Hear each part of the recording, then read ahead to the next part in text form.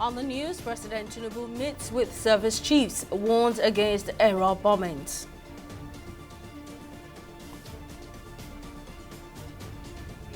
Gunmen abduct 7 family members and shoot 2 police officers in Abuja.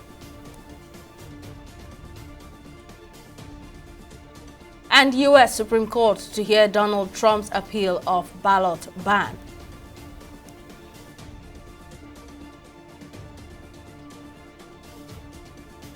Hello and welcome to News Now on TV360 Nigeria. I am Simisola Adigun. President Bola Tinubu has described the recent bombing in Kaduna State as a series of avoidable errors, saying it cannot be repeated. In December 2023, a deadly military airstrike killed at least 85 people and injured several others at Tudumbiri village in the Igabi local government area of the northwestern state. The incident drew condemnation from many, with the army claiming responsibility and apologizing. Addressing security chiefs and heads of intelligence agencies at a presidential security briefing at the State House in Abuja on Friday, President Tinubu warned the military against failing in their responsibilities. On his part, the Chief of Defense Staff, General Christopher Musa, who described the airstrike on Tundubiri village as unfortunate, said it was not a deliberate action targeted against the people which the army is charged to protect. Security experts in the country are calling for a thorough investigation of the deadly military airstrike that killed at least 85 people and injured several others at Tundubiri village in the Igabi local government area of Kaduna State. Speaking on TV360 Nigeria, security expert Salahuddin Hashim emphasized the need for a re-evaluation and reassessment of the Nigerian Army's aviation wing. He also called for collaboration and cooperation between all security agencies in the country. Evaluate the Nigerian Army Aviation Wing. The Army is only a special, they have specialty in ground operations. To have actually deployed an aerial operation and has created this kind of situation is something that we need to now evaluate the Army Aviation Wing and check the capabilities they have and the capacity of personnel to man them. In instances where you have seen Army Aviation operationalizing aerial, it is actually about the capability of your assets, and then of course how you have the expertise to man those platforms. Yes, I agree that Army Aviation is an evolving and emerging concept in most developing defense architecture. But again, it's about the maturity of a particular country in ensuring that that happens. The issue to interrogate is that what exactly has led to the aviation wing in the Nigerian Army. At least 1 person has been killed and 2 police officers injured while responding to a kidnap attack on 7 family members by gunmen who invaded Buhari Area Council of the Federal Capital Territory, FCT. According to witnesses, the incident happened in the early hours of Wednesday when the gunmen invaded Zuma 1 in Buhari Central Ward of the Area Council. They say the exchange of fire between the gunmen and the police led to 2 of the police officers sustaining gunshot wound. The FCT Police Command has not issued any statement on the incident. And now to politics. Fuad Kayode Laguda has been declared winner of the All Progressives Congress APC primary for Surulere 1 seat in the House of Representatives.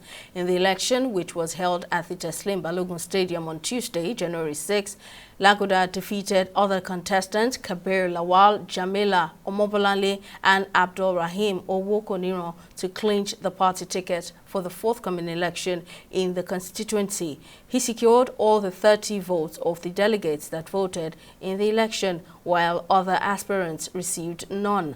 Laguda is expected to replace Femi Gbajabiamila, the immediate former Speaker of the House, who represented the Lagos constituency before his appointment as Chief of Staff to President Bola Tinubu. The nationwide by-elections into vacant political offices are slated for February 2023.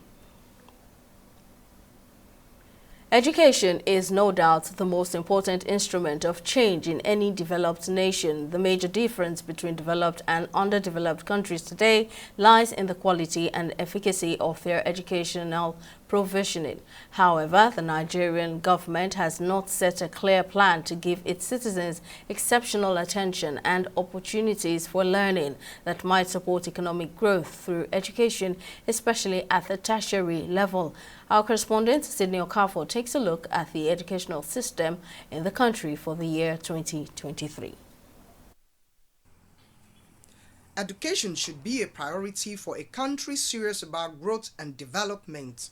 Unfortunately, there hasn't been a significant policy to develop tertiary education in Nigeria in the last 10 years.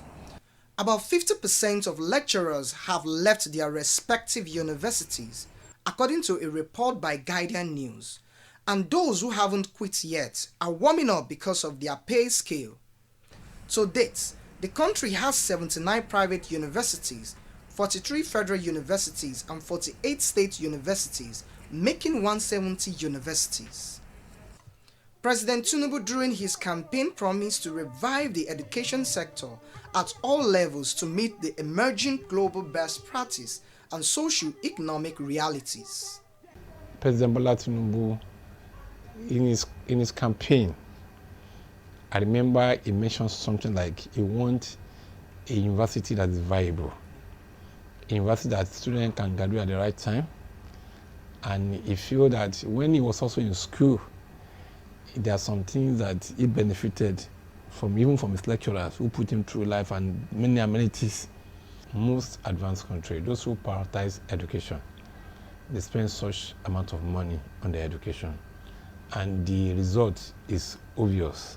It is so unfortunate that our government are not putting attention to these kind of things, because a country that is focused on development must have to look at the educational system, because when the educational system is bad, then I feel that that particular country cannot grow. In October 2022, former President Muhammad Buhari administration allocated 1.79 trillion to the education sector, representing about 8.8% of total budget for 2023, which is 20.5 trillion naira. The budget, however, still fell short of 15% to 20% recommendation for developing countries by the Global Education Agency, the United Nations Educational, Scientific and Cultural Organization, UNESCO, for expenditure on education. The commitment of the government to education sector is a commitment to intellectual capacity, intellectual capital development, to human resource development, and it's in fact the bedrock of every other kind of development. So really, if we're doing less in the aspect of education, we don't expect any magic to happen. Every system is a product of what people put it to be. Now we've made our own system not to work. And once the system is not working, people want to leave. It's not as if Nigerians are bad people or lecturers are not good. It's just the environment to study. That environment is lacking. In the 2023 World University Ranking, just 3 Nigerian universities made the top 1,000 list, namely the University of Ibadan UI, the University of Lagos UNILAG, and Covenant University. Before you rate a university to be of world standard, we have to be able to attract foreign students. When I was a student, there are so many lecturers that were white men. But see, with the amount that is being paid now, no foreign lecturer will want to come to Nigeria. It's not because our educational system is weak or bad. It's just because it's becoming the new norm and everyone just wants to jack back for maybe greener pastures. And of course, yeah, they have maybe more conducive and enabling environment for learning. On June 12, 2023, President Bola Tinubu signed the Access to Tertiary Education Act, also known as the Student Loan Act, which should offer underprivileged students easy access to higher education through interest-free loans. we would like that loan to be grant, because students like us, we don't really get employed immediately after graduation, and that is very hard, because for us to pay back this loan, it will be kind of hard. Every student who wants to benefit from such kind of opportunity needs to follow the procedures. However, they should make it transparent. Unlike previous years, which was dogged by protracted industrial actions called by the Academic Staff Union of Universities, ASU, in 2023, the only industrial action which the union participated in was in solidarity with the National Labour Congress when the president of the labor union was assaulted in Imo State. ASU, we are peace lover. We don't like strike at all. But it's just as if when you agree on a particular thing, it's not, our fighting is not only on salary. When we agree something with government and we discover that government is not honoring the agreement, ASU have no option than to go on strike. In what is his full circle budget as the president of Nigeria, President Bola Tinubu allocated 2.18 trillion to education in the 2024 fiscal year, which is 185% more than the 1.8 trillion allocated to the education sector in the 2023 budget. Yet, it did not meet UNESCO recommendations for developing countries.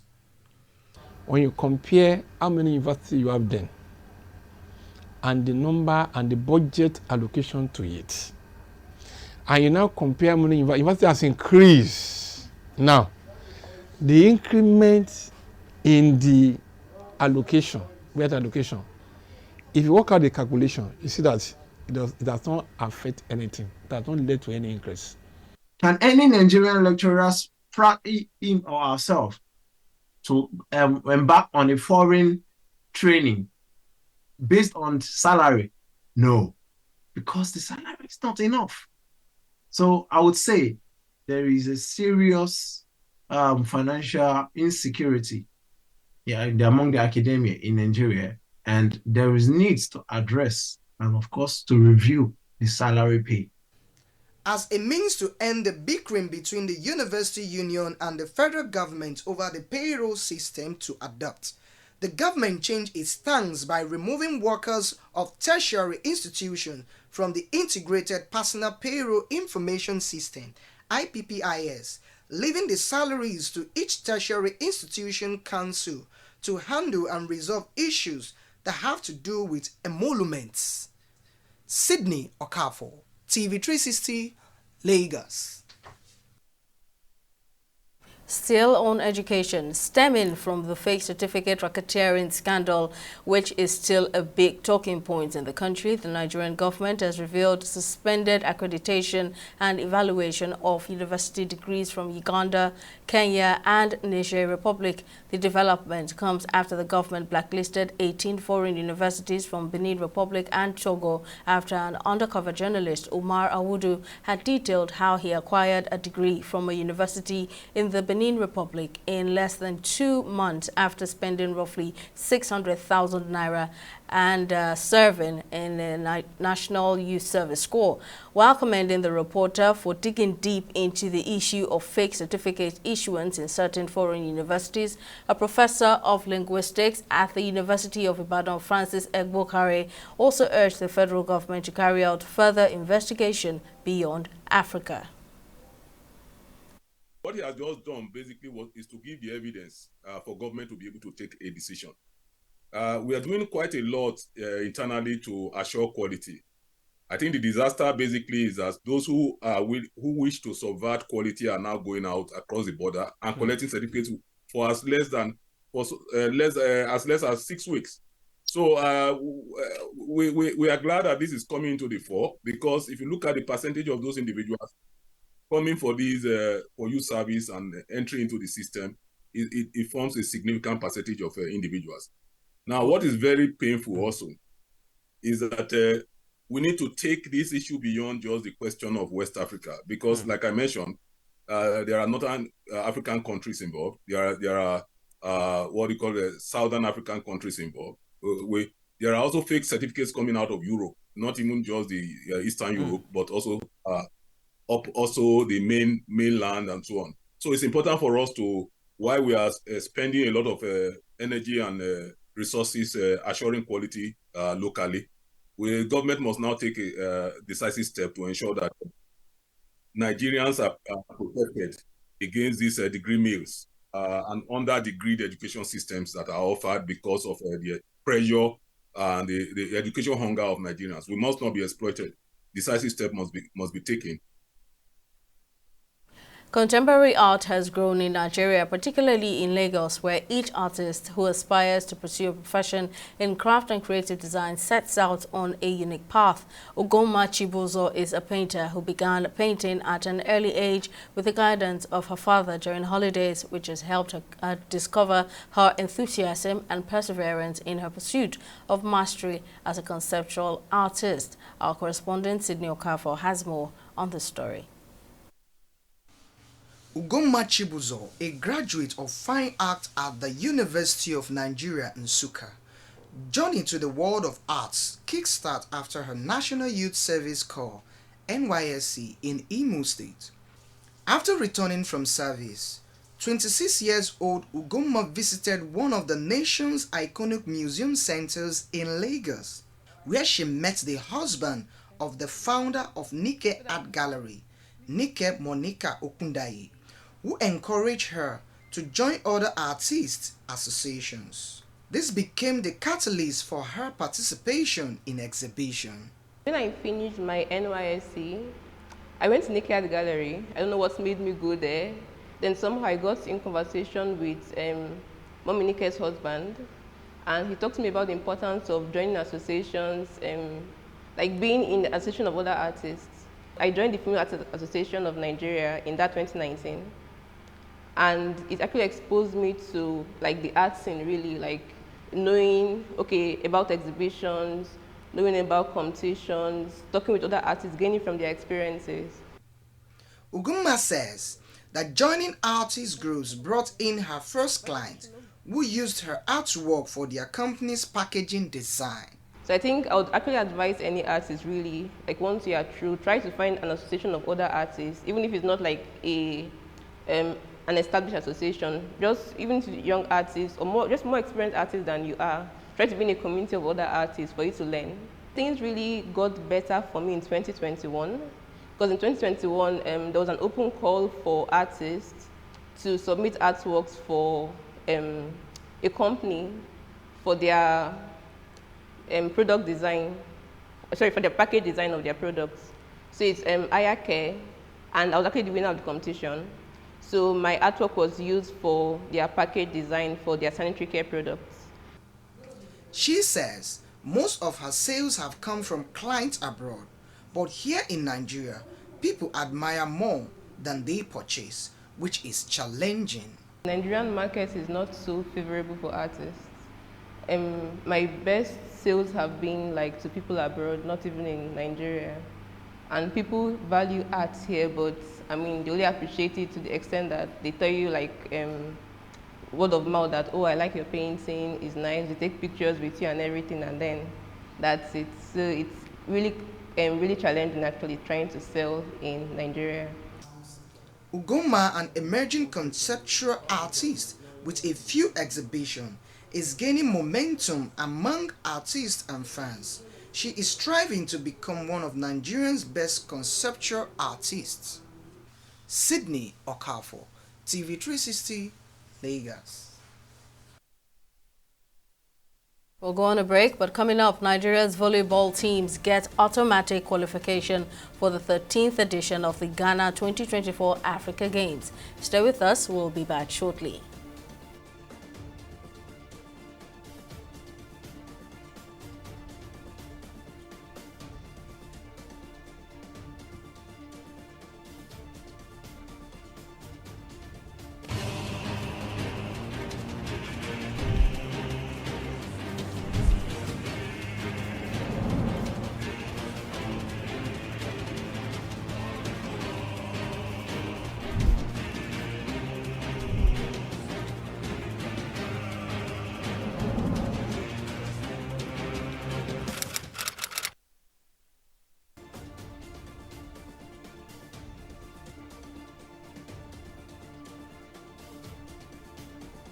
Welcome back. Let's take you through our top stories briefly.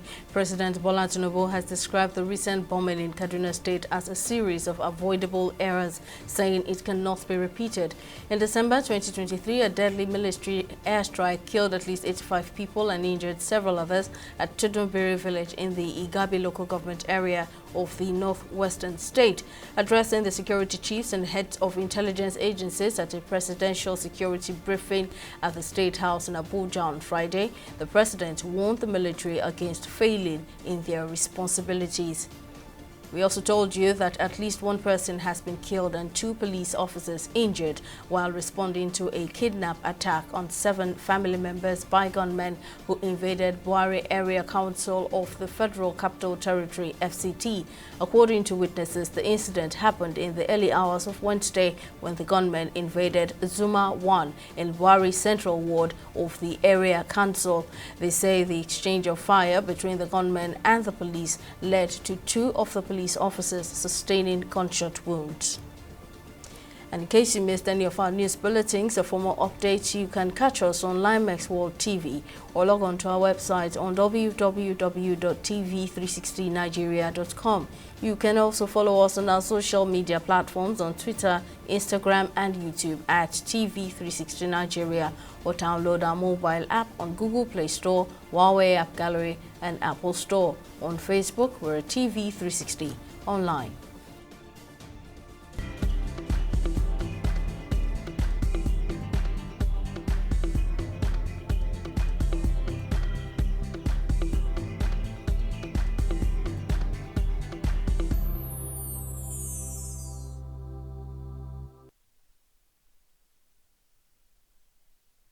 On business, the lack of enough foreign investments is taking a toll on the Nigerian economy, with the country's forex shortage getting worse every day. In the third quarter of 2023, the total capital importation into Nigeria dropped to $654.65 million, lower than the $1,159.67 billion recorded in the third quarter of 2022. That's according to new data from the National Bureau of Statistics, NBS, and it's about the lowest in the last 10 years. Although the president has embarked on an aggressive drive to attract and sustain foreign investments in the country's diverse sectors, financial expert and managing director, Cowrie Asset Management, Johnson Chukwu, says the federal government must devise strategic measures to bolster Nigeria's investment climate and propel sustainable economic growth and attract foreign investors. You also look at the declining foreign reserve. Then you consider the fact that our exchange rate has been very unstable in the past couple of years or the past 7 months. The instability in the exchange rate makes it unattractive for investors to come into your market. And fourthly, we have not cleared arrears of unmet foreign capital importation or amounts due to foreign investors that are still trapped with our central bank. We've seen an economy that is growing at a very weak rate. The third quarter GDP growth rate was 2.54%. But beyond that, you are looking at the external factors that are not favorable. If you look at the sector you want to invest in, take for instance the oil and gas sector. You have to deal with the issue of bridge or pipelines. Then you look at the industrial sector. The operator industrial sector who have been here for donkey years are leaving, and that is a negative sign for investors who want to come into the country. They will ask the questions: why is P&G leaving? Why is GSK leaving? And other companies that are leaving. Will you go to a country where the existing investors who have made long-time investment commitments are now leaving? So the optics are not quite strong as it relates to expecting that we're going to have material improvement in capital importation in the country in the second half of the year. On the foreign scene, the U.S. Supreme Court has agreed to consider whether Colorado can bar Donald Trump from the presidential ballot, taking up a landmark constitutional and political clash stemming from his attempt to overturn the 2020 election.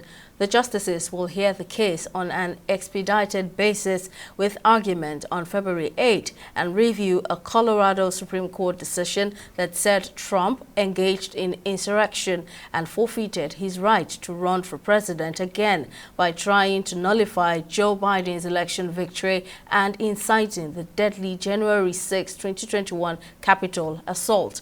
The clash over the Constitution's insurrection clause promises to be a pivot point in Trump's bid to reclaim the White House. A ruling against Trump would raise new questions about the viability of his candidacy. And on sports, Nigeria's Volleyball Federation has announced the country's male and female volleyball teams have qualified for the 13th edition of the Ghana 2024 Africa Games. The technical director of the Federation, Martin Melandi, who disclosed this in an interview at the National Stadium, Surulere, Lagos, says the automatic qualification was due to the failure of Benin Republic to honor its match engagement. The 2024 Ghana Africa Games is scheduled to start from March 8 to March 23, and the three cities chosen for these functions are Accra, Kumasi, and Cape Coast. Still on sports, Mario Zagallo, who represented Brazil in 2 World Cups as a player, a coach, and an assistant coach, has passed away at the age of 92. Zagallo has participated in almost every major stage in Brazilian football history, from the team's 1958 World Cup victory until the 2014 tournament, which they hosted. Being the first player and manager to win the World Cup, Zagallo is revered by many Brazilian football fans as the embodiment of tenacity, glory, and patriotism. Well, that's all on the news. Many thanks for watching. Bye for now.